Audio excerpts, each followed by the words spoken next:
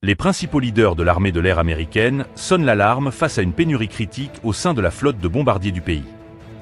Ils avertissent que ce déclin expose la nation à un risque important d'attaques ennemies. Depuis l'effondrement de l'Union soviétique en 1991, l'armée de l'air a considérablement réduit ses effectifs. Aujourd'hui, elle ne possède que 1500 chasseurs et seulement 135 bombardiers. Cela représente la flotte la plus petite, la plus ancienne et la moins préparée de l'histoire de l'armée de l'air. Le chasseur moyen est un vétéran de 26 ans, tandis que le bombardier moyen a l'âge stupéfiant de 49 ans. L'entretien de ces avions vieillissants est une lutte constante, et seuls 60% d'entre eux sont considérés comme opérationnels. Si les tensions avec la Chine dégénèrent en guerre, l'armée de l'air disposerait d'une fraction des chasseurs et des bombardiers prêts au combat par rapport à la dernière fois qu'elle a affronté un adversaire de niveau égal. Pendant des années, l'armée de l'air a commandé des bombardiers B-21 Raider, l'avion de nouvelle génération conçu pour remplacer ses bombardiers les plus anciens.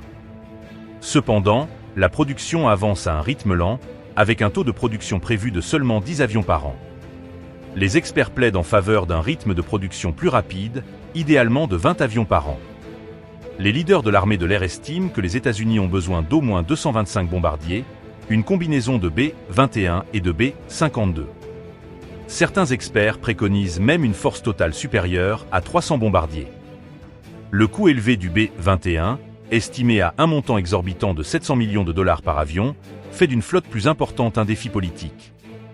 Le retrait des bombardiers B-1 lancés et B-2 Spirit est également à l'horizon, avec des problèmes structurels potentiels qui assombrissent leur avenir. Prolonger la durée de vie du B-52 jusqu'en 2050 nécessiterait des mises à niveau importantes et soulèverait des questions quant à sa viabilité à long terme. L'armée de l'air explore la modification d'avions de cargo comme le C-17 et le C-130 pour transporter des armes à longue portée. Ce concept de camion bombardier lui offre une solution à bas coût, mais temporaire.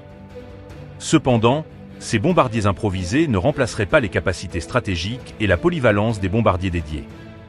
Si le B-21 est un ajout crucial à l'arsenal de l'armée de l'air, se fier uniquement aux bombardiers furtifs limiterait ses options. Une force équilibrée avec des bombardiers furtifs et non furtifs offre une plus grande adaptabilité et une meilleure rentabilité pour divers scénarios de combat. L'armée de l'air doit trouver un moyen de moderniser sa flotte de bombardiers de manière rapide et efficace afin de garantir la sécurité de la nation dans une période de tension croissante.